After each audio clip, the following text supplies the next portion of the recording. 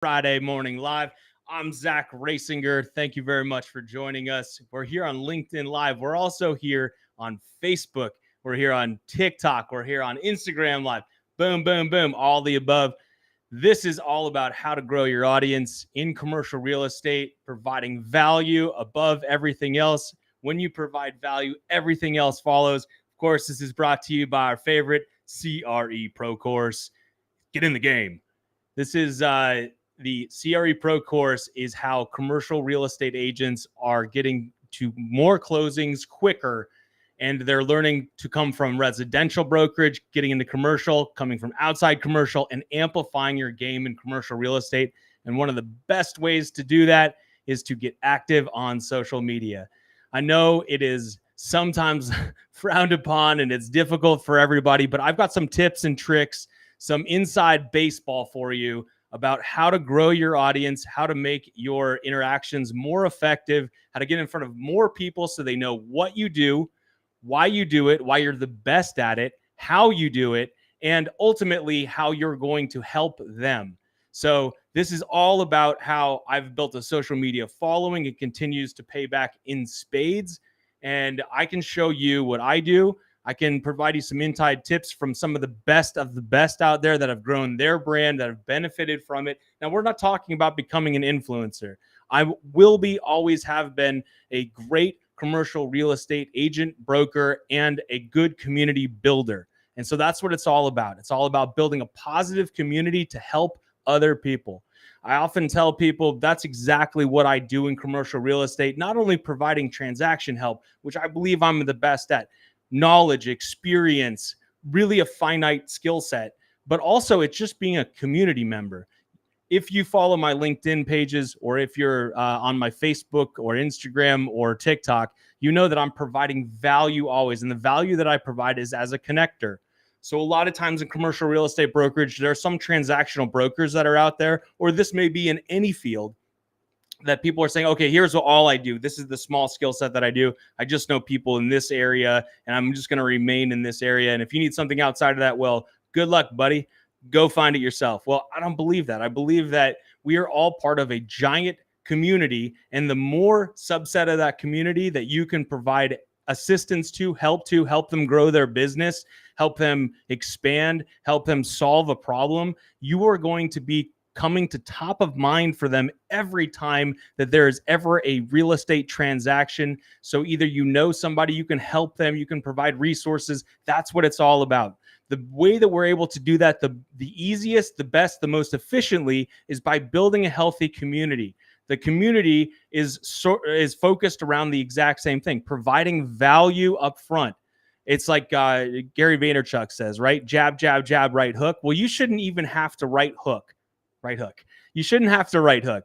You should be providing so much value that you're going to find that those you're providing value to are asking you, Zach, how can I help you? How can I help you? You've provided so much help to me, to our community, to somebody that I know, that I want to go out of my way to help you. How can I do that?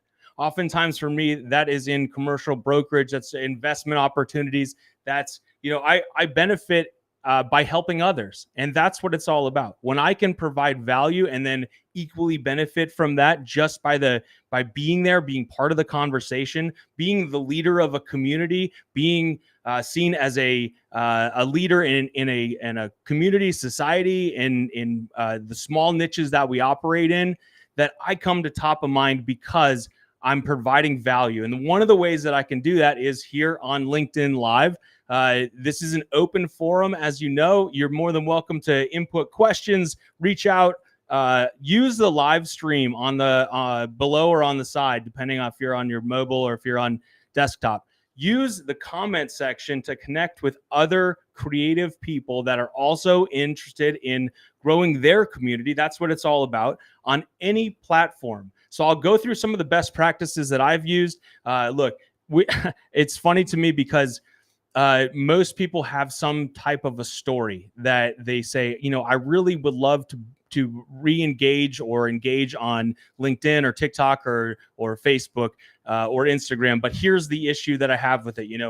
Maybe for me, for example, LinkedIn asked me closed down an account a year ago. It was really disheartening to me because I'd spent almost 15 years building this huge community that I really love, that showed me a lot of love.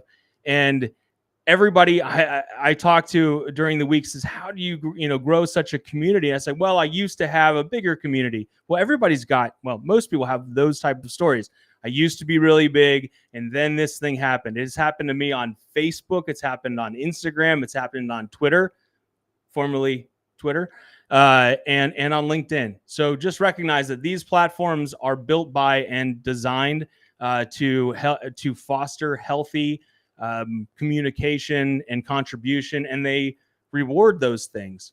So some of the principles that help you or will help you grow your community and get engaged, and ultimately, if it's your goal is to just connect with other people that are passionate about the same things you are, that's one thing. If it's to grow business, my friend Dan Lukowitz just reminded me of the term pitch slap. So you don't want to do that, right? It's not appealing when the first message that you get, we've all received them, is, hey, buy my thing. Here's all these things that I offer. My Bitcoin is the best, whatever it is.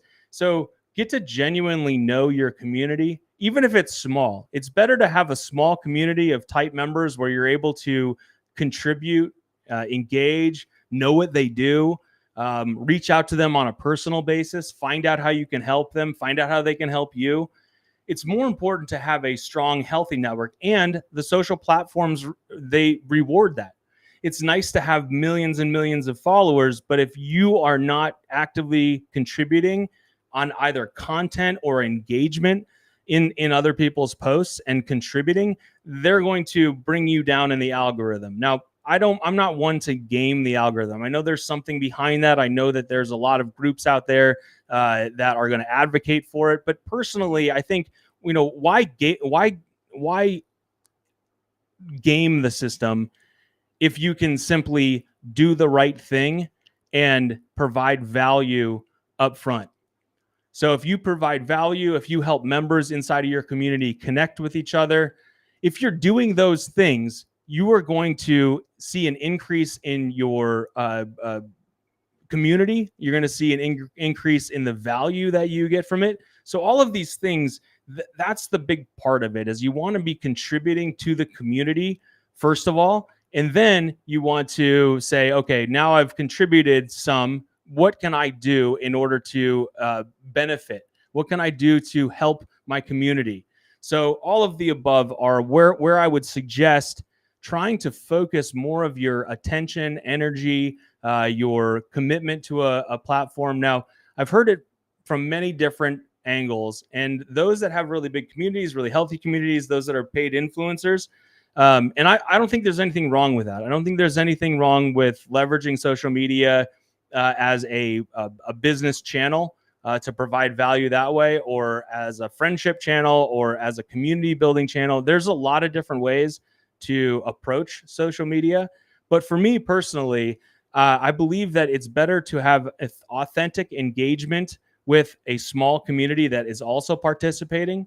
So one of the key insights, and this is not gaming the algorithm, this is really how to create value, which is engage with people who are also doing the same thing, who are also contributing, who are providing insight, who are not just advertising for their thing, their service in their posts. If they're providing value, recognize that takes time, that takes energy, to effort, it takes thought. So all of those things, if you took a small amount of your energy, effort, time, thought, and contributed back into that person or that group, that is going to return 10x for you, and for whatever you're trying to do. So there's a few things that I find that have helped me achieve my goal, which may be different from yours. If your goal is specifically to get more members into your community, it's to grow your followers, that's one thing. That's something that I would say is not my specialty, but my specialty is to contribute to a community, to build a community, and then have that community support the members inside of the community. So if you don't find value inside of the community, go find something else. Go find another community. You can do this live. It's just a lot easier to do this on a consistent basis. Again, day after day, time after time. If you keep showing up, eventually you're going to be the one person that they think of when they go to, for example, buy or sell or lease commercial property in Austin. I should be on top of mind when somebody thinks Georgetown, how do I lease an office in Georgetown? I need to grow my company. If I'm not the first person that shows up, they probably know 10 other brokers that can do the job, maybe not as well as I can, I guess self-servingly, I will say that, but they will think of that person and give them a shot. And after enough reps, that person is going to be a challenger to me. So unless I'm top of mind, providing value, providing insight, providing real life stories, I'm not providing the value that I need to my community. So that's the one big thing. So Facebook and LinkedIn and all these groups are really big, right? So you're not going to be the biggest person, even maybe in your niche industry, town, whatever. You're not going to be the biggest person with the most followers, maybe. But if you're contributing the most amount of value, your profile, your contributions, your group is going to be elevated above all the others. So if you don't end up, it's like sort of that Google below the fold type of thing. If you don't end up in someone's feed, either new as LinkedIn and Facebook and TikTok and Instagram are all testing what gets more eyeballs on our site, what provides more value, who are people really excited about, whose videos are they watching, whose videos are they sharing, are they using our platform in order to host that video, or are they taking somebody away to another site where LinkedIn it tracks it maybe, but it doesn't benefit directly. So think about the business, their shareholders. What do they care about? Well, they care about the most amount of eyeballs for the most amount of time so they can run ads and make money. Great. Love it. That's a service that they are providing to us as content creators or as commercial real estate brokers on the platforms. So providing value, it is valuable to know what other people are closing. For example, in my business, when someone buys, sells, or leases real estate, or they're looking for real estate, or they're growing their company, or whatever that is, that is a value. I know that it's sometimes looked down upon of, oh, we just closed another deal, but that is showing a proof point of this group is successful. They're successful at doing the thing that I want to do. I should talk to them, because if they weren't posting that, I don't know. Deals are happening, but they don't know the specifics, and they may not even know exactly what you do. So that is the really important takeaway, I think, in a lot of these platforms is make sure, however you do it. Now, that may be with a great profile. It may be submitting articles. It may be posting. It depends on what your avenue is where you feel most comfortable, and then elevate one step above that, right? Just make it a little bit uncomfortable every time, get 10% better, 10% better. And then finally, you're going to have to go to 110%. So all of these levels come with a little bit of uncomfortable feeling at the beginning, but after a while, it becomes fun. It becomes engaging. You develop relationships. You develop friendships. I can tell you one of my best friends here in Austin, Nate Niehaus, we became friends because he read my Facebook or my LinkedIn profile, and he said, "Oh, Zach, I know we don't know each other. We just connected, but I don't know if you see that you have misspelled this word in your profile." And I wrote back to him and I said, "You know what, Nate? Normally I'm the guy that does that to other people. I really appreciate that you pointed that out, because I don't want to go around with egg on my face all the time if I don't know it." So I really appreciated that from him. I never met him. And then I had found out several months later when I moved to a new building, I was in the elevator and he said, "Hey, I think I recognize you." I said, "Yeah, I think I do too." And he said, "Yeah, you're the guy that I corrected his spelling in his profile, and you thanked me. And now we're really good friends." And I really appreciate his insight. I really appreciate him saying something. And that's just part of the community building, right? You get to know a person, what their instincts are. You know, he's looking out for me. He didn't have to say that. He could have just blazed right through. There are other groups or other people that are looking at it for their own gain. And that's fine too, if that's what your thing is. But I will get an audit from some marketing company or a profile company or an image company or something like that. And they will say, hey, here are the things you can do to improve your profile. Great. Same thing as Nate did, except for they pitch slap at the end, right? They say, oh, by the way, we do all of this stuff. We gave you this free audit. Now here's a link if you want us to do it for you. And if we want you to you want us to do it with graphics and all this cool stuff to drive more people to your page. If you want to do that, great. But develop that relationship first. If I go into it with a false pretense of like, oh, this company or this person is providing value to me, what's in it for them? And if I'm thinking that, then my guard is up immediately. So when you do advertise for yourself, you do promote yourself, you do provide something other than here is an insight, full stop, not, here's an insight, by the way, I do that for a living, pay me money. You have to decide if that's for you or not. So that's what I would recommend. As we're talking about, it's consistency over time. All of these things, if you're on social media now, that this is the thing, right? So you want to become known as somebody inside of the community that's a contributor. If you find that there's not a community that is exactly what you do, and you find that other people may be interested in that, form your own community. Become a community leader, create that environment. And it could be on LinkedIn, it could be on Facebook, it could be on TikTok, it could be on Instagram, but create that community. And when you do that, then then you're seen as a person who is a leader, who is out to form a group that will help other people, that are connecting other people. And that's a valuable resource.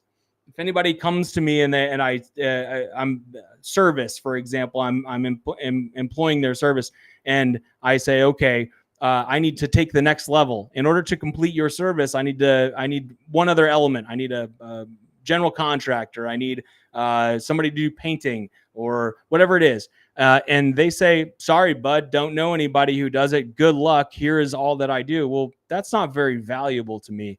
The value is in their service. I get that. But if they've been in the industry and they're as competent as they say, and I have trust in them, they also have done this before so many times that they know somebody else in the industry that does exactly what I'm looking for. And I love that. That's the people I want to do more businesses with. That's the people that I want to help them grow their business. Maybe they're not at the top of their industry, but I'm going to help them get there because they helped me solve a problem that I have. And I'm trying to help them solve problems that they have. And this is the collaboration factor that happens on LinkedIn, on Twitter, on TikTok, on Instagram, and on Facebook.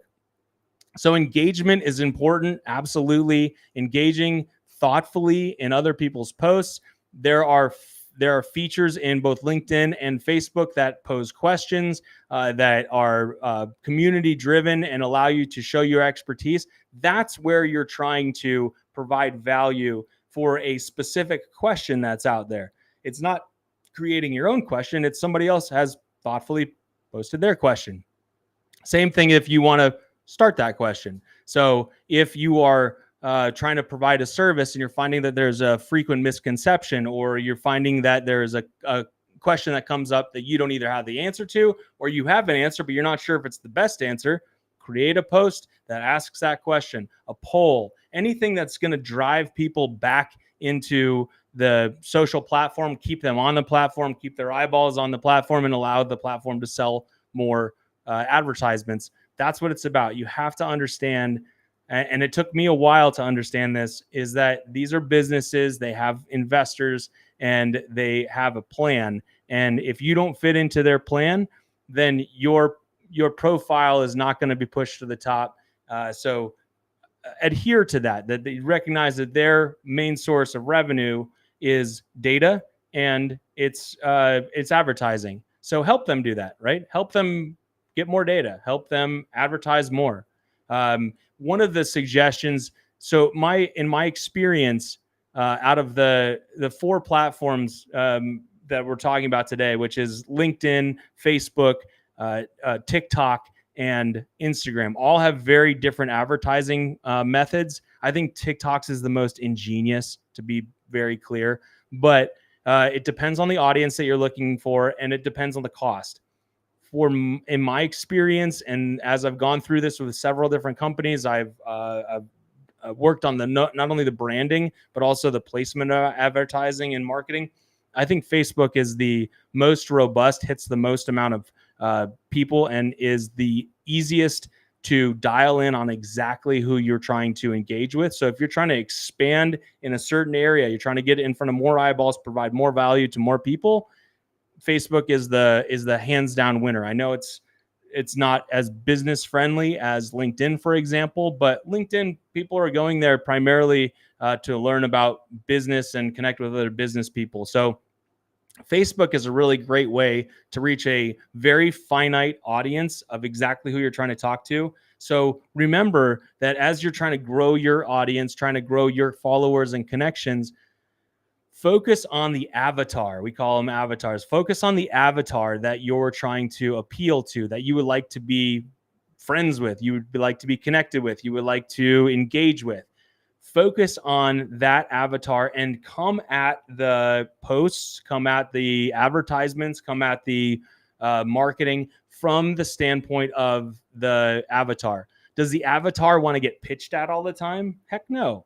Nobody does. So, but what does the avatar want? What does the avatar, why are they here? Where will they gain value? Where can you provide them value? Who can you connect them with? What kind of information from your industry, from your specialty, from your knowledge set can you provide to them so that they can grow their business or achieve their goal? Whatever that we know, and if you line out who your avatar is and figure out what is their motivation for being here, everybody has a motivation, right? It may be entertainment, it may be education, it may be connections and business, and figure out what that is. And you may need to ask a certain number of your highly engaged followers point blank, why do you spend so much time on LinkedIn? What would you like to see more of? How can I provide more value to you? Who else can I provide value to that also would benefit from my knowledge set? So for me, directly, I'm a commercial real estate broker. I help my clients buy, sell, and lease commercial property in Central Texas. I live in Austin, Texas, so I have a great wealth of knowledge of what's happening right here, right now, in all commercial real estate fields. I specialize in flex and industrial space, but I also do a lot of land brokerage. I do leasing. I'm helpful to people who are trying to accomplish their goals, and reaching out to those same people that are engaging on my posts that have questions about what I'm doing, or they give me a congratulations or a comment, emoji, whatever. Find out from those people, what would help them in their business, in their connections. Who can you connect them with? The other thing to do, and I'll again throw out a shout out to my friend Dan Lukowitz and the co-creator of the CRE Pro course. He is really great about reaching out to, in the comments, not only commenting on the popular or the large audience, highly engaged competitors that he has, or maybe they're the symbiotic other brokers or developers in his field, but also engage with those people that are engaging with the heavy mover, right? The heavy hitter in social media. Find out, what do they like? Why are they following this person and not you? Or why are they commenting on this post and not yours? Figure out what that is. You may need to even ask them, hey, I just wrote a post. What do you think about it? They may not respond. They may respond like, hey, didn't like it, didn't like the tone, didn't like the pitch. That's great. That's great feedback, right? Take it with a grain of salt. If you want to appeal more to that avatar, focus in on how you can do that. Ask them how you can do that. So a lot of it is feedback, right? We're all on these platforms to be more social, and the way that you do that is be more social. And that would be in a direct message. That may be calling them. I oftentimes get a connection request. I hit yes, and then immediately I get a phone call. Someone said, hey, we just connected on LinkedIn or Facebook or whatever. I just wanted to know more about your business, how I can help you. Do you have time for a few minute conversation today, or we could set up a time later, or if you want, we can meet up at a coffee shop and do this IRL in real life. So all of those things are elements that are helpful in growing your social media presence, but ultimately it's providing value. What we want to do is make sure that we're always providing value first, and then everything else can follow from that. The other thing we should all remember is that there is a magic hand, right? Don't get discouraged if you're posting and not seeing direct feedback. Not a lot of people are liking your post. It may not be you. It may just be it's not in front of the most amount of people, right? So for LinkedIn Live like this, it only goes in front of a few hundred people. No matter how many invites go out, no matter how many connections I make, no matter how many posts that I put out there, if the algorithm doesn't like what I'm doing, that's fine. I'm going to pivot from that. I'm going to either learn from it. And if I want to get more impressions, then I just need to figure out what's going to get me more impressions. If I know that you, by being here, are the people that I want to see anyways, why does it matter?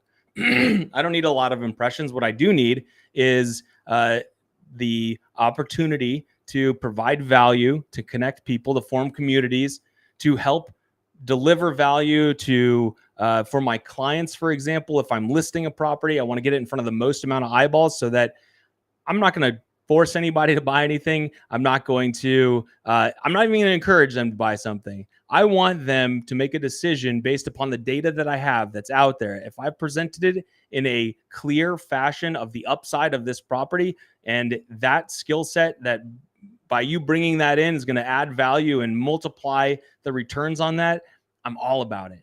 And that's part of what a commercial real estate broker, marketing company, agency, that's what we do. We try to get our listing in front of the people who are ready to buy and take action today so that we can help our clients who are trying to buy, sell, or lease property.